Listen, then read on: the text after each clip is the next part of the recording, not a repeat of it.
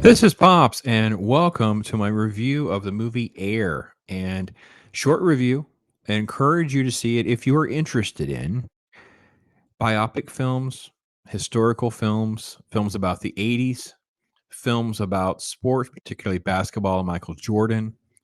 A little bit of interest in a movie like A Big Short or something that involves like business and like the inner workings of how negotiations and some of that stuff kind of plays into it.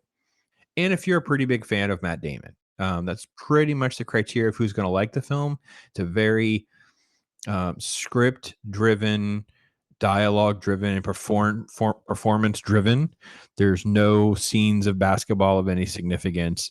There is no Michael Jordan on screen.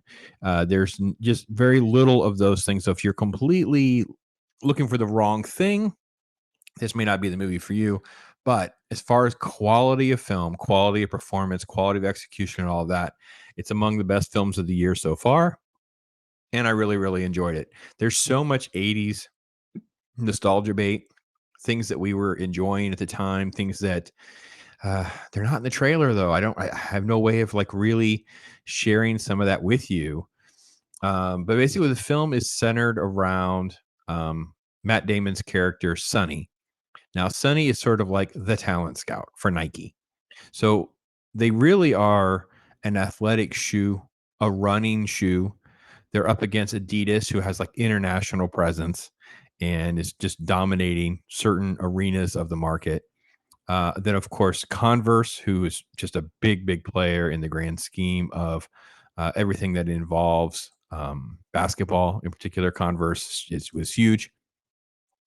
And you see this a little bit in other places. Like we see a little bit of this in the Winning Time HBO series with Magic Johnson and even Larry Bird. There's a quick little moment about shoes and signing that big shoe deal with Converse. Of course, that's already taken place. This is centered in 1984, and basically the money is running out. Like, what's Nike going to do? And the normal rule of thumb here is, they get like a little bit of money divided up against two or three players, and they just kind of keep throwing against the wind, hoping that they hit the lottery and get the right player for a cheap price, and everybody goes out and buys that shoe. That's kind of what they're going for.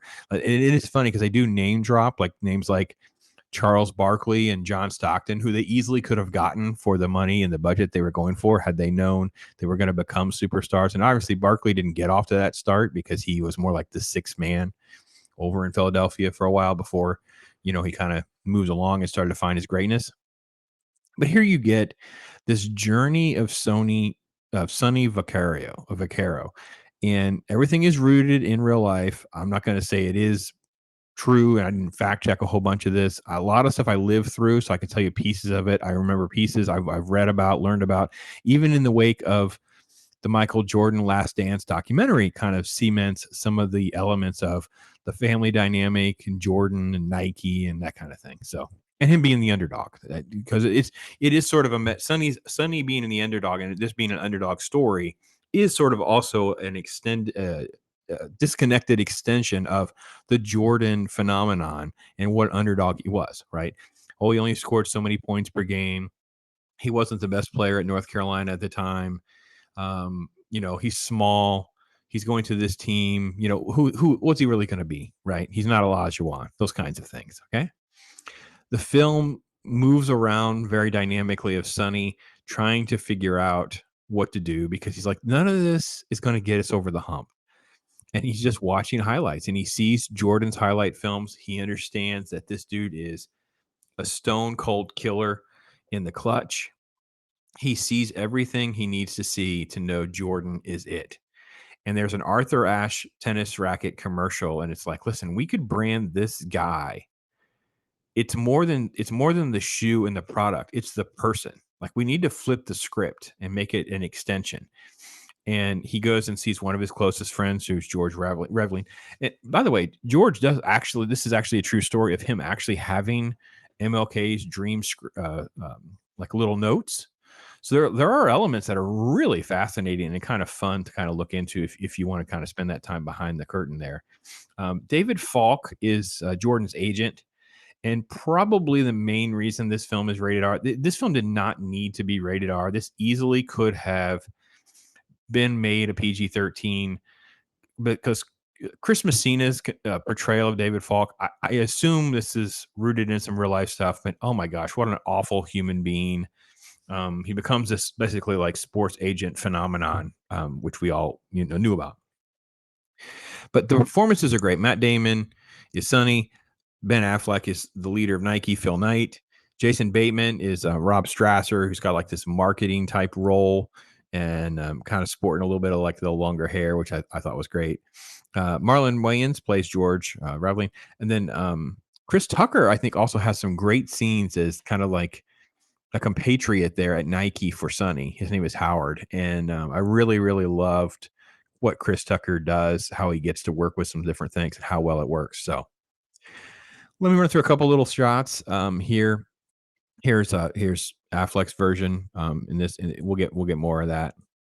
This is done by Amazon. So here's Marlon as George. They're having a conversation in a bar or something like that, where they're talking about Jordan and family's not going to go for it. That kind of thing was what was happening.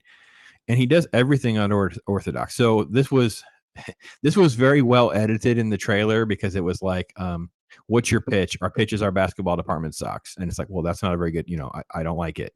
Well, there was obviously a much more depth to that conversation. It was a really a good, fun little soundbite to lift out of there, by the way. Thought that was pretty good. Affleck does a great job. Again, this is more of him. This is him watching that videotape, inspired by true events. Yeah, this is him dropping in. He sees the Jordan beach. This is him driving. He goes to North Carolina. He's not supposed to go directly to the family. He's not even supposed to call the family. Everything's supposed to go through the agent. He's breaking all the rules, potentially losing his job. But I really have to say, Viola Davis plays Jordan's mom, and she really has the reins on this part of the deal. And it's not to take anything away from Falk or even Jordan himself. It's just to say she was a very strong presence in Michael's life to try to keep some sort of moral center, like some sort of guiding light, because she just kind of knew how big all this was going to be. She has such a faith in her son that it was special. And I loved all of this. I thought all of this was great. I was really having a very good time with just all of this. Let me see where I'm at here on this. Oh, this was his gambling, because he's a big gambler. Yeah, this is this is stuff that's really, they take a piece of something that's factual and they just kind of throw it in, like him not having shoes on. Like some people are like, why does he not have shoes on? Like, it's weird. Well, this is Phil. Phil really was kind of like that, right? So you get a little bit of this, and this is the guy that is credited as the designer of the famous Air Jordan, right? The extension of the player. It's just a shoe until Jordan puts his foot in it. There's Phil Knight's purple 911 Carrera. There's David Falk.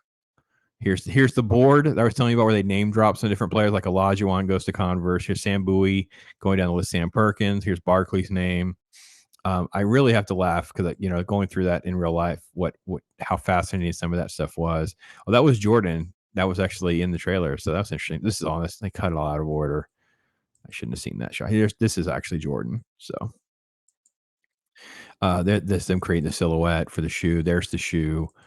So you're kind of getting all of that in here. This was what he'll fill in his typical Nike wear with all the crazy colors and jogging and stuff like that, which I thought was great.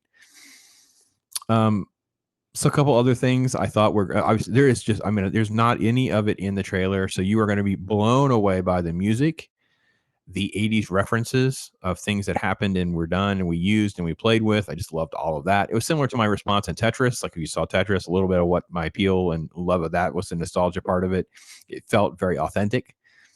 I would say that the other stuff I thought was great was there's two scenes, one early and one late in the film, where Sonny is at like a convenience store and they're talking basketball with the clerk, and the dude's like bagging on Jordan, like Jordan's too small, whatever. And then at the end of the movie, he's obviously been playing. He's on the front of Sports Illustrated. He's the phenomenon. And he's like, yeah, Jordan's great, man. We all knew he was going to be great, blah, blah, blah. And Sonny's like, yeah, everybody knew. And so all of this is great stuff. It was a fun journey. I'm glad that this stuff kind of gets documented. All right. So the negatives are, it is a little slow kind of in this, like the 60 to 80% of the movie, like, a little over halfway, that little setup before that final meeting gets a little tedious and is a little slow. I would say that I wish this film didn't come out in the middle of like summer blockbuster stuff. I wish it actually had come out closer to Last Dance because it would have been a phenomenon. Like I think it would have been a much bigger deal for everyone involved. And it's probably doing okay at the box office, but not as well as it could do later in the year, closer to like a November, December, like an Oscar type push, which I don't think it's necessarily an Oscar movie. I just think it's like in that sort of arena of being a really good film.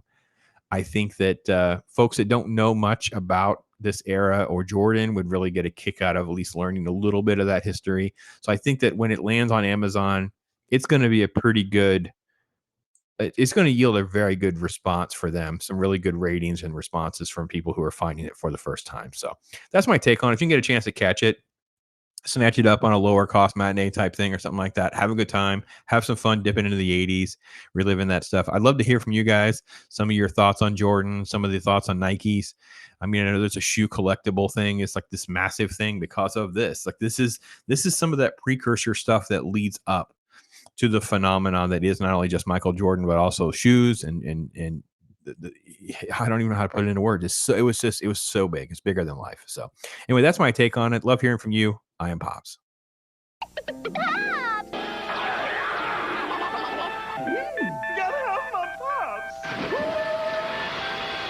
At least you always know where you stand with Pops. So I like that about him. He's not passive aggressive. He's not sneaky that way. He'll give it to you straight down both barrels.